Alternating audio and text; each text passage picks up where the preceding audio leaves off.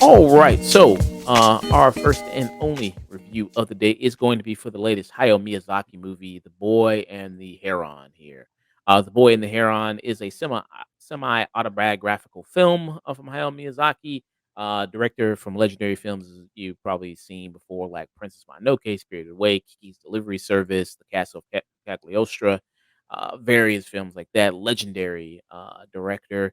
And like we just had discussion before the review, he's supposed to retire like 2, 3 movies ago, but hey, he's back again with another movie, and is back again delivering these masterpieces. And is this going to be up there with the collection of a lot of other great Hayao Miyazaki movies? Well, we'll let you know. So in this movie, The Boy and the Heron, it is like I said, semi autobiographical film. You have the lead character Mahito here, who watched his mother die in a fire. After he does that, him and his father pick up, move. His father finds a new wife, and then when he finds a new wife, and then is settling into this new environment, he also stumbles upon this kind of fantasy, kind of like world, almost like a Alice in Wonderland, Peter Pan type situation. Where he kind of stumbles into this very fantasy world here, and sees all these kind of wonderful creatures. Faces all this danger, and is trying to, help get his stepmother back as well, who's also in this world. And again, of course, as always, with you see a lot of with Hayao Miyazaki movies, gorgeous animation, brilliant voice work here, and brilliant visuals that you always see with a lot of Hayao Miyazaki movies. Now, me and Dusk, we both saw it subbed. We did not see it dubbed. As you can see with this trailer here, you can see the wonderful kind of names that you have for the voice cast, English voice cast here, like Christian Bale, Gemma Chan, Robert Pattinson, things like that. But I might go check it out in the English dub just to see how they perform there. But I'm going to pass it on to Dusk and get his thoughts on what he thought about the boy and the heron. This is Hayao Miyazaki's 12th film at this point, and even at the age of 82, it still is impressive to see his distinctive style still there. This movie is a bit more surreal than I think a lot of his previous movies. It actually reminded me a lot of movie called a Japanese anime movie called Paprika, which was all about dreams and surrealness. And it did have those moments where it kind of took Spirit away and kind of pushed even further with the surreal nature of it, where especially when you get into the alternate world at one point that finds himself, the main character finds himself into. I think what really just made me smile was just a lot of the just beautiful animation in this movie. Just the absolutely incredible bits to detail and character expression, and the voice work in here is really, really well done. Especially from the main character and the heron itself. I think they do a good job, and the many different characters that he kind of bumps into as well, including the people he meets on the other side in this alternate world. Mhm. Mm. Yeah. Yeah, and at this point, Hayao Miyazaki, it's kind of like with Martin Scorsese, with movies like Killers of the Flower Moon, which he had come out this year, which is another, I mean, man who's in his 80s who's still directing. At this point in his career, I mean, you're just kind of competing with yourself. At this point, Mm. and that's kind of what it was similar situation with Martin Scorsese. It's like even your worst film is better than people's most films, and Yeah. with Hayao Miyazaki, you know, looking at his resume and look at all the great things that he's done, you know what I mean, that's so highly regarded. And this is his 12th film, as Dust mentioned. Yeah, at this point, you're just kind of competing with yourself, and he's so far and away, ahead of so many people as being this legendary guy. It's just like, man, which you have to decide which ones you just love more out of this great collection here. And I don't think this is it's definitely not a terrible movie. It's just that if it doesn't stack up against amongst his other movies, I think is the question, which is a nice problem to have. Hmm. And you mentioned, this character of, the lead character of Mojito here, um, Mahito. Mojito here, who is a very strong-willed character. I think maybe it doesn't have that necessarily wide-eyed innocence that maybe some of his other characters have, which was a little bit different. Again, you mentioned the visual. I mean, how visually kind of stunning this movie is, just when it comes to when he goes into this world and kind of the different things that are there. Like I said, very Peter Pan like, very kind of Mm. that type of thing here. And to see kind of what it's all leading to and what's all building to. It maybe is a tad bit slow kinda getting into that. This movie isn't very long, but it's maybe a tad bit slow kinda getting into it at 2 hours. What did you think about the pacing of the movie there? I thought the pacing was rightfully a bit slow. I can see how some people would be a bit turned off on the slower pacing, but I think that ultimately rewarded once you got to the alternate world. Once you kind of get to the alternate world, it kind of flows pretty naturally through most of it. Although I have seen people not quite like some of the more surreal aspects that kind of break up moments of information or while going through the alternate world, and I can see that as this isn't a movie for everybody. There's definitely a lot of metaphor in this movie. Hayao Miyazaki himself is 82 years old. He's done a lot in his life. His son works on his own manga and his own works of animation, which are also quite stunning as well. He's learned a lot from his father, and you can definitely get the feeling of a person taking a look at their own life and also a situation, and well, keeping a lot of themes of his previous work. He's always been a very firm pacifist and believing in nonviolence and this issue. I think this also comes through in this, but it also adds a bit of melancholy to this movie. There's a lot of moments in this which is just either darker than other previous movies or sadder. I think Nausicaa in the Valley of the Wind dealt with a lot of post-apocalypse and warning of, hey, if we don't do something, this will go bad, which was based on the manga that he wrote back in the 80s and earlier 90s. And the darkest one probably is Princess Mononoke.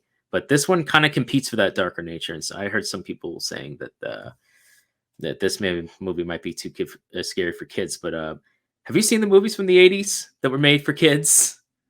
I Mm, mean, I think it's okay to scare kids sometimes. I think it's okay to show kids, hey, mortality exists, and I think this movie deals with mortality in a very healthy way, in a overcoming way, not in a you need to kind of drown in it. It's a you're going to go through things, and this is a way to express it in that way, and a way to at least digest it in a manner of speaking. Um, at least it's my interpretation of it. mm, yeah. Whether this movie, speaking about the scary nature of it, could it be a good, family movie to take your, kids to and everything like that? I guess you would have to determine. I don't think there's anything in here that's that Hmm. horrifying or anything like that, that you couldn't really necessarily take your kids to go see, that it would kind of freak them out. I'm trying to think of like a particularly horrifying animated movie. I'm trying to think of maybe something like. Do you find Nightmare Before Christmas? Do you think something like that is kind of a little, Nah, nah? Yeah, I'm trying to think of maybe something really particularly horrifying, but I don't think this is no. for kids. I don't think you have to worry about that. With this film. Talking about some of the performances here, voice performances. Hmm.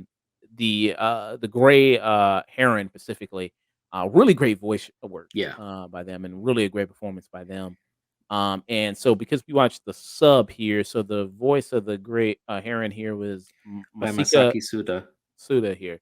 Very terrific job. I think they're back and forth, Mahito and the Gray Heron. Really good back and forth there. Kind of a good kind of comedy act kind of going on between the two of them. It makes the adventure kind of more exciting in a way there. And then also the different kind of people he meets there in that world, like the pirate woman, for Hmm. instance, or the woman who's also the flame, who can cover herself in flames and use fire powers. Very interesting kind of stuff, and again, it makes you want to stay in this world more and see and discover more about the world. What did you think about the voice cast here?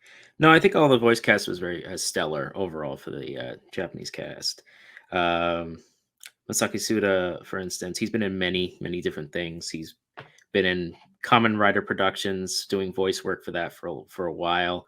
He's really recently picked up and been in a lot of. show. It's like a lot of different shows and series, and he's won a few awards for outstanding voice work. So he really carries it through here. I think the voice of the main character is Santoki. I think he also does a pretty good work as well, despite his early age of only 18. Really. Mm, nice. Very good. Yeah. Yeah, he does a really great job there. Final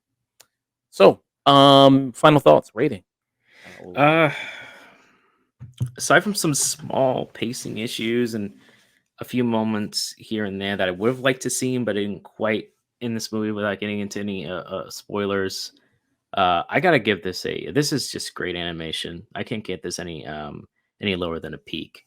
This is just fantastic animation done very very well by an artist who has had a lifetime of experience with the studio that he's worked very well with, and even at the age of two, I think he does a very good job, and he does add a bit of nuance with this story that he's always done, but it does hit just slightly differently, knowing the context and how you just kind of. Hayao Miyazaki's always been good, not only just in visual storytelling, but you always feel his movies. That's I think what always makes him different in a lot of his peers. You always feel the emotion from the movies. You can just feel the way what he's trying to say to you. And I think this movie is no different. I think for that art form alone and his ability to do so, I can't give this anything lower than a peak. mm, yeah. Yeah, I would have to agree. I think I give it a peek as well. As we mentioned about his kind of filmography there, I mean, you would have to probably go back and watch all his movies to see how this one stacks up. I haven't seen all of his films. I've only seen it just Hmm. a couple, so I can't really, judge too much on that. But I still think this is a strong piece of work. It's a besides really kind of some of the pacing kind of issues here that you have, it's a little slow kind of getting into the Yeah. adventure itself, but it does a good job setting up like where this kid is in life at this point where you see the opening sequences, this big fire that happens, which is really beautifully animated too. Like I Hmm. really like what they kind of did there, like the flames and kind of how, you're rushing into it and seeing everything around you and how it's all kind of a blur. I kind of like that a lot. And then introducing the character of the stepmother who apparently the dad, he's got a type, I guess, you know what I mean? Because everybody Mm. remarked how much the mother looks like, you know what I mean? The stepmother looks a lot like the past previous wife there, and how she kind of inserts herself, you know what I mean, into his life pretty early on. Like, yeah, I'm gonna be your new mother, and then you're gonna have, a baby brother or sister on the way, and like kind of really pushing this, on the kid, pretty soon. So you wonder where this is kind of gonna go. It's gonna be, and when it does a good job setting it up there, but just like when the stuff gets into the alternative world and things like that, that's where really things really start to really pick up more and start to be a little bit more exciting there. You have these really trippy kind of sequences here in the movie that are very dreamlike, which is also very good to see. So, um, yeah, I did enjoy this movie. I would also kinda go see it again just to hear the English version of it, just to see how Yeah. they do voice performance wise. Be Uh, interesting to see. yeah, to see that, to see if it kinda comes off any differently. But like you mentioned with a lot of Miyazaki movies, you can feel just such emotion coming from the movies and the hard work and the dedication it is into telling the story and to saying something, and I think it's always very, appreciated. Mm. And you can just feel that, it just doesn't feel like I'm just doing a movie just to do a movie here. You know what I mean? It's like, Yeah. I'm telling a story here that I want to tell and I want to show it to people. So I very much enjoyed that. So I would also kind of give it a peak, lowish kind of peak there for Hmm. the boy and the heron there. So yeah, two peaks for the boy and the heron. Me and Dusk there.